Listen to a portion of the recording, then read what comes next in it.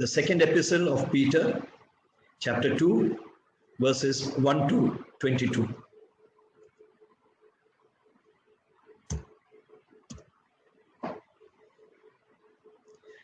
But there were false prophets also among the people, even as there shall be false teachers among you, who privily shall bring in damnable heresies, even denying the Lord that bought them, and bring upon themselves swift destruction. Here we are continuing with the thought that Peter was addressing in the previous chapter, where he was telling us that every word of the prophecy has been given through the inspiration of the Holy Spirit. But in the starting of this chapter, the first verse, he has said, and he has reminded us that even though we are having inside the Holy Bible, the Holy Word of God, which has been inspired by the Holy Spirit, we must remember that at the time when these words were given by the prophets and by the writers of the words that we are reading in the Holy Bible, during those times there were false prophets also. And here Saint Peter is telling us that as it was in those days, it will be also so in our present time also. That is, at the time when we are reading this letter, the Holy Spirit was speaking to all of us through Saint Peter, telling us that we have to beware of people who call themselves as prophets and who call themselves as teachers, but they will subtly, that is in a very hidden way, stealthily, privily means stealthily, they will bring in heresies. Heresies means teachings which are contrary to what God has commanded. The teachings which are taught by these false teachers will be so subtle, will be so stealthy that people would not notice it. It is something like a small bit of poison inside honey. It will taste sweet, but the person who eats that honey will not know that he has ingested poison also, which will harm him. And if he continues to take that, then it will gradually poison his mind. And that is what heresies do. Heresies address the mind, the thought. It makes you to turn from the thought of God to the thought of intellect, or the thought in which Satan wants to take us. Let us remember that we have a hidden enemy who is Satan, and he is more dangerous because he is hidden. And sometimes he will hide himself and he will speak through the mouth of the teachers whom we listen to. And they will be speaking not from the word of God, but they will make up their own teachings, which they will put in the middle of the correct teachings, so that we will think that everything is genuine, not knowing that our mind has been poisoned by the devil. And it will come to such a stage where the teachers will be teaching us doctrines or teachings which are denying the Lord who has purchased us with his own blood, who is Jesus Christ. And we start accepting many other teachers also, not knowing that by accepting those who are teaching the false things, we are denying our Lord Jesus, who is the truth. Beloved brothers and sisters in Christ, there is a twofold warning which is contained inside this first verse. First of all, there is a warning to you and to me who are believers.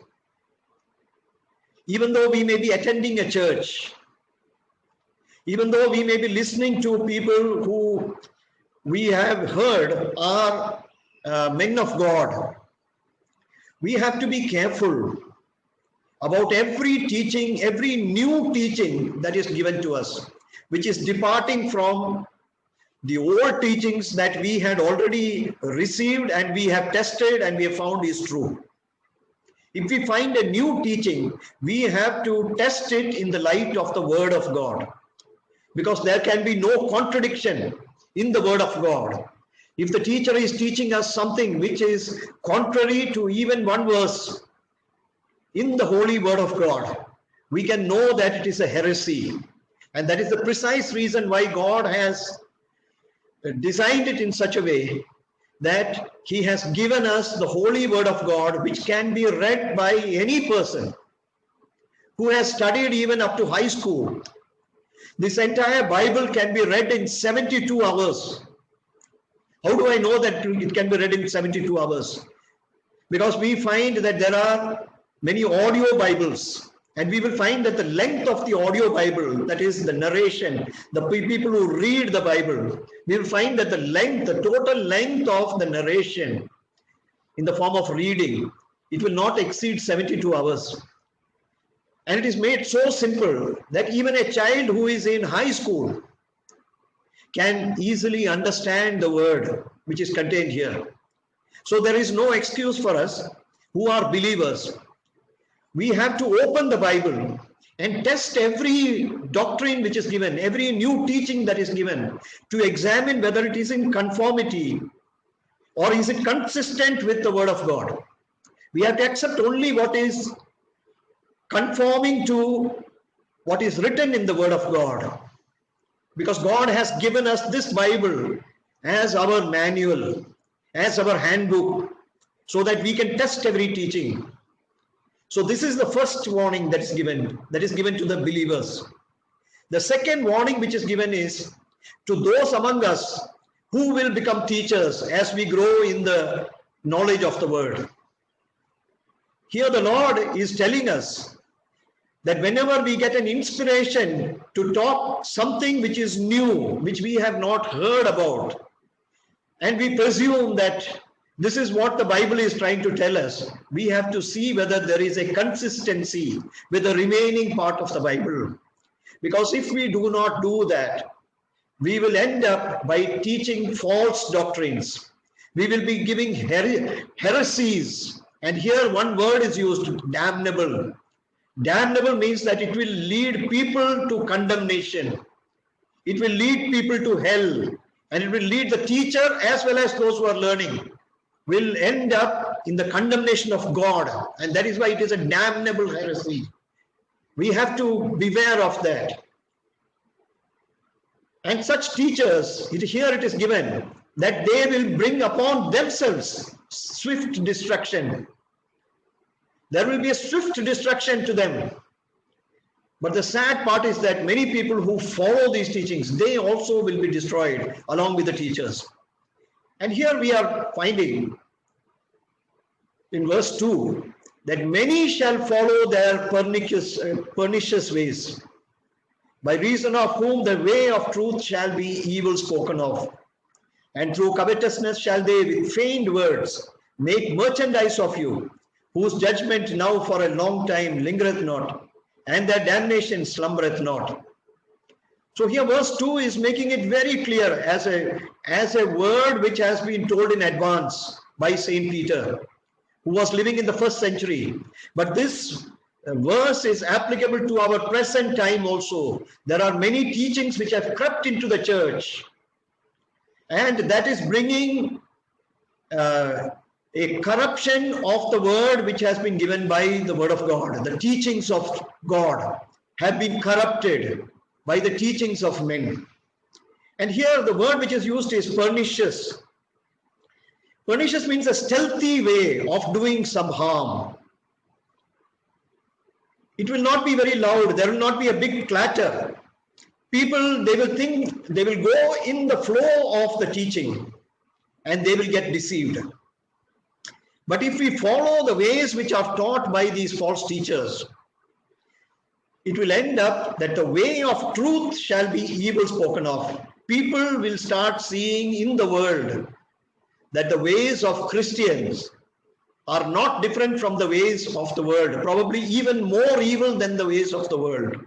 And then the way of truth, that is Christianity, the teaching of Christ, the way which has been taught by Christ, that will be spoken of in an evil manner by the people of this world.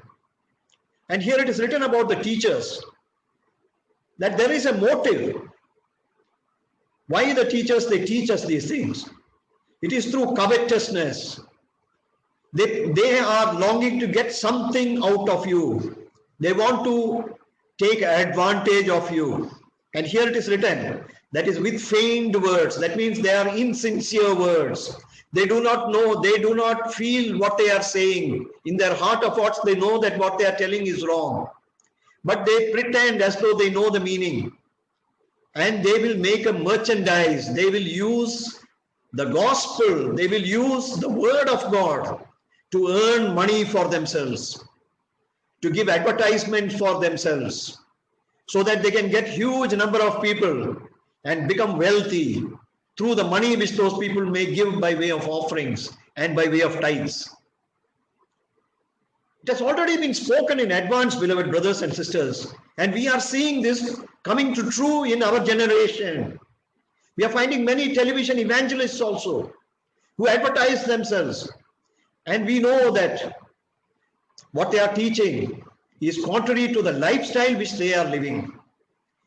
So which shows us that it is a covetousness which is behind their teaching. They are longing to make money through the people who are listening to them. And here the word of God is telling that for such false teachers, the judgment which has been pending for a long time will not linger, and their damnation will not slumber. Suddenly one day, destruction will come upon them. Suddenly one day, the condemnation will come upon them. The damnation, it will come alive and catch them unawares.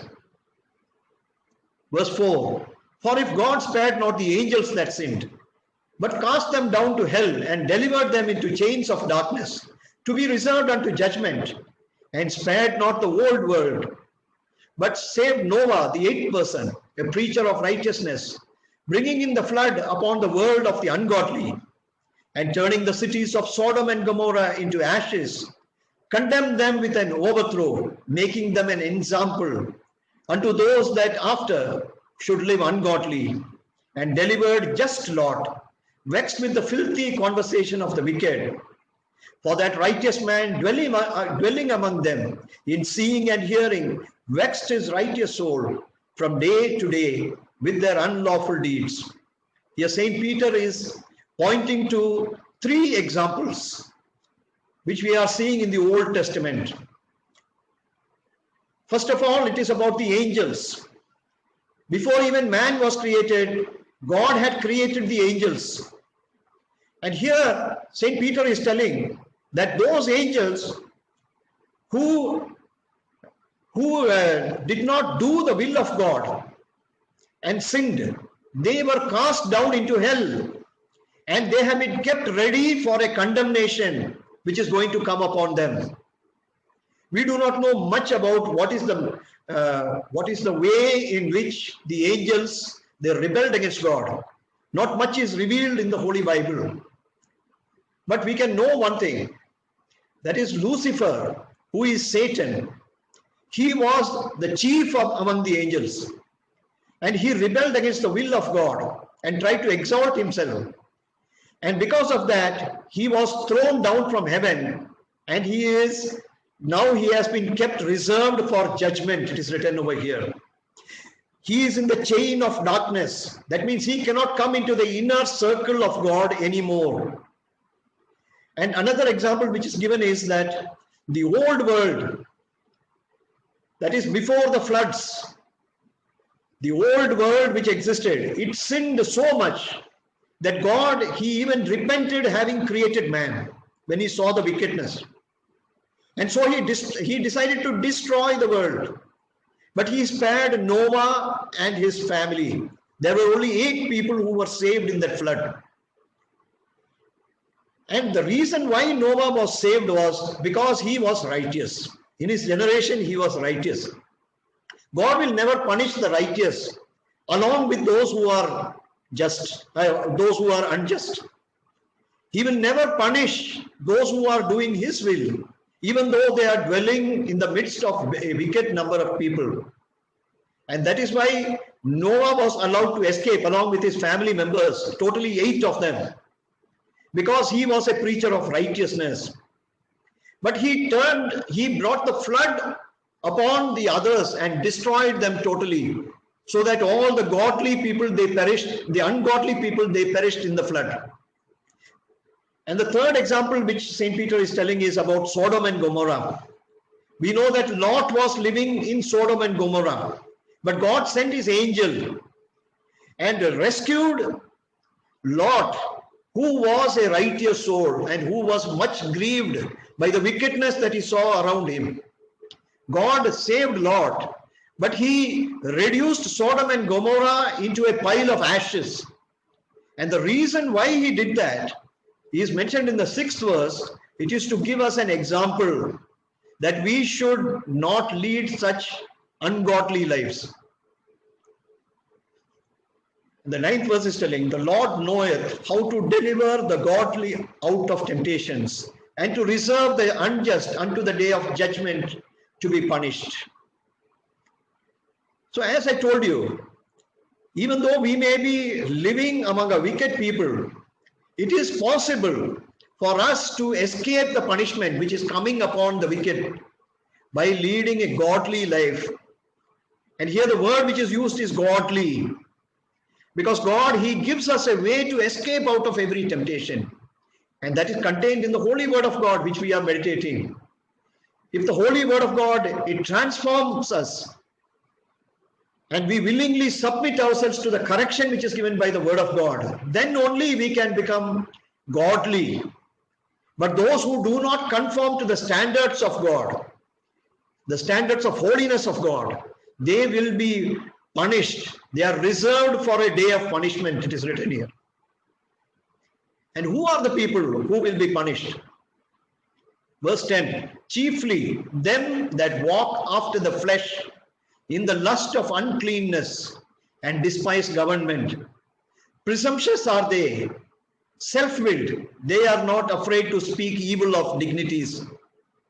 Whereas angels, which are greater in power and might, bring not railing accusation against them before the Lord. But these, as natural brute beasts, made to be taken and destroyed, speak evil of the things that they understand not, and shall utterly perish in their own corruption. Here St. Peter is telling us in these words that the main people who will be punished on the day of judgment are those who walk after the flesh. If we walk after the Spirit, we shall escape the condemnation. If we walk after the flesh, we may be brought under condemnation. It is not because of the weakness of the flesh that the people, they are falling into sin repeatedly. It is because they are not submitting themselves to God, not submitting themselves to the Holy Spirit, so that they can be corrected in their nature. And that makes them to walk in the flesh. And because they walk in the flesh, they will fulfill every lust which is unclean. And the next stage, what happens is that they will rebel against God, firstly, and against the people who have been kept as people to advise them in their spiritual walk, in the form of evangelists or preachers or pastors, heads of a church, elders, bishops. They will start rebelling against even the representatives of God, whom they know are speaking the word of God properly. But because they are so self-willed, because they feel they are superior, then they fall into a presumptuousness. Presumptuousness means, that is, presuming certain things which are not taught according to the word of God, which are not taught according to the leaders of the church. They are presuming that this is what is intended by God. And because of their self-will, they start teaching those very words, they start following those words. And they come to such a stage where they are not even afraid to speak against God. They are not afraid to speak against the representatives of the churches in the form of elders. Because God has provided a ministry in the church also for leading the church. So they start speaking evil of the people who are the leaders. And here in verse 11 it is written that even angels dare not speak anything against the leaders of the churches. They never bring accusations against the leaders of the churches before God. But the people, the members of the church, they start rebelling against the leaders of the church, the elders of the church. And they start speaking against them and they start rebelling against them. And as a result of that, they become like beasts which cannot be controlled. Animals cannot be controlled. The natural animals who are found in the jungle, we cannot tame them. They have to be captured. And then only they have to be tamed. But who are not captured, those beasts, they cannot be brought under any sort of a discipline. Here the word of God is telling that such people who are not amenable to discipline, those who do not submit to discipline, they will be taken and destroyed. And they speak evil about the things that they do not understand. Even when the proper teachings are made, they do not follow those teachings. They speak against the word of God because they do not understand it fully. And because of that, they will get corrupted and they will perish in their own corruption. Verse 13, and shall receive the reward of unrighteousness, as they that count it pleasure to riot in the daytime. Spots they are and blemishes, sporting themselves with their own deceivings while they feast with you, having eyes full of adultery, and that cannot cease from sin, beguiling unstable souls, and heart they have exercised with covetous practices, cursed children, which have forsaken the right way and are gone astray, following the way of Balaam, the son of Bosor, who loved the wages of unrighteousness, but was rebuked for his iniquity. The dumb ass speaking with man's voice forbade the madness of the prophet. Here chiefly Saint Peter is speaking about the leaders, the false teachers of the churches, who are going contrary to the word of God. We have to distinguish between who are the good teachers and who are the false teachers, beloved brothers and sisters. And if we find that according to the word of God, the teacher is teaching us things which are heresies, then we have all the more the reason to stop having a fellowship with such people. Because the reason why the leaders, they speak these heresies, the motive of these leaders is given over here. The false teachers, they shall receive the reward of unrighteousness. They are unrighteous. They are getting rewards in this present world, but the unrighteous things that they do will be rewarded at the time of the judgment in the form of a punishment. And here it is written that they are spots and blemishes on the body of Christ. They are stains to the way of Christ. They are bad names in Christianity, and they enjoy deceiving other people. They deceive other people. And the reason is that they are not able to contain their own passions. They have eyes full of adultery. They cannot cease from every form of sin. And not only that, they will cheat and they will fool unstable souls. Unstable souls are those who do not read the word of God for themselves. Those who do not try to lead a holy life by seeking the help of the Holy Spirit. They are unstable. They are not firm. They are in this church today and they will be in another church the next day. They are in this group today and they are in another group the next day. Not for any other reason, but for the fact that they want to hear some teachings which appeal to their senses. And they do not take the time to go through the word of God to see whether those teachings are right or not. They are unstable. And the teachers, they have covetous practices. As we saw that they are making a merchandise out of Christianity. They want to make money out of that. They are covetous. They want to take money. They want to take possessions from the people who come to the churches. And here the word of God is making it very clear that they are cursed children.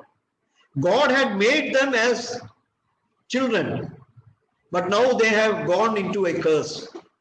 For them also there is a punishment. It does not mean that when you become a son, you will continue to remain as a son and you can do whatever you want. There are cursed children also. Even after becoming a child of God, if that child continues in the habit of the sins of the flesh, then he becomes cursed. He gets the curse of God. And an example is given in the Old Testament about Balaam, who was a great prophet, who was chosen by God. God used to speak to him. And we see that the enemies of the children of Israel, the Moabites, they came to Balaam and they wanted Balaam to put a curse upon the children of Israel.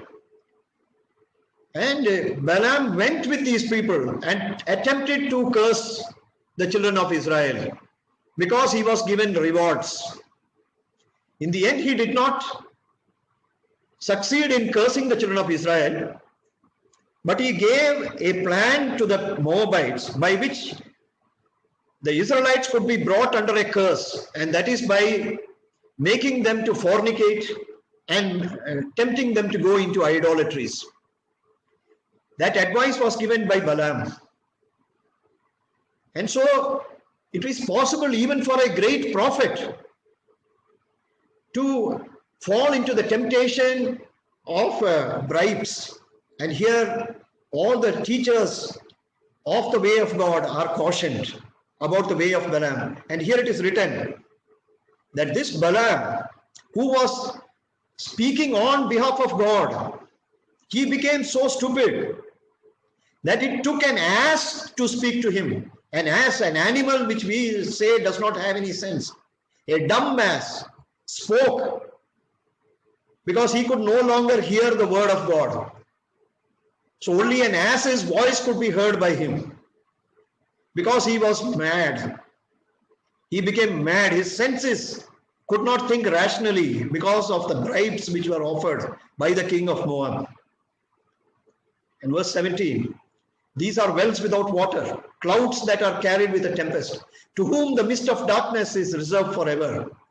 For when they speak great swelling words of vanity, they allure through the lusts of the flesh, through much wantonness, those that were clean escaped from them who live in error.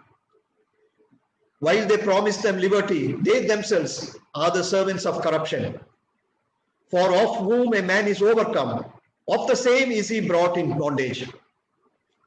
Here the same thought is continuing, and I would just like to highlight the 19th verse, which is telling that if we are overcome by our enemy, the devil, then we are brought into the bondage of the devil. Because if a man is overcome by somebody, he becomes the slave of that person. That principle is applicable. So when the leaders, they go into the ways which the devil is putting before them, the temptations of the devil, then they are ensnared and they start obeying the devil. And not only they, but all those who are following these teachers, who have become corrupted and who have become the slaves of the devil, they also will become the slaves of the Satan. That is what we are cautioned in the word of God. Verse 20. For if after they have escaped the pollutions of the world through the knowledge of the Lord and Savior Jesus Christ, they are again entangled therein and overcome, the latter end is worse with them than the beginning. For it had been better for them not to have known the way of righteousness than, after they have known it, to turn from the holy commandment delivered unto them. But it is happened unto them according to the true proverb, the dog is turned to his own vomit again, and the sow that was washed to her wallowing in the mire. So here the word of God is cautioning us, especially in verse 21, that it would have been better for us not to have known about the salvation through Jesus Christ. If we go after the ways of the flesh, after we are saved, the holy commandment which has been given to us in the form of the word of God, it is not to be obeyed by our own strength, but when we, with submission to God, we follow the word of God and repent whenever we fall, then God is able to change us. But if we do not do that and continue to walk in the way of the flesh, then the end that we have will be worse than what it was before we came into the conversion. And here it has been compared to two animals. We see a dog sometimes, it will vomit and it will eat what it has vomited.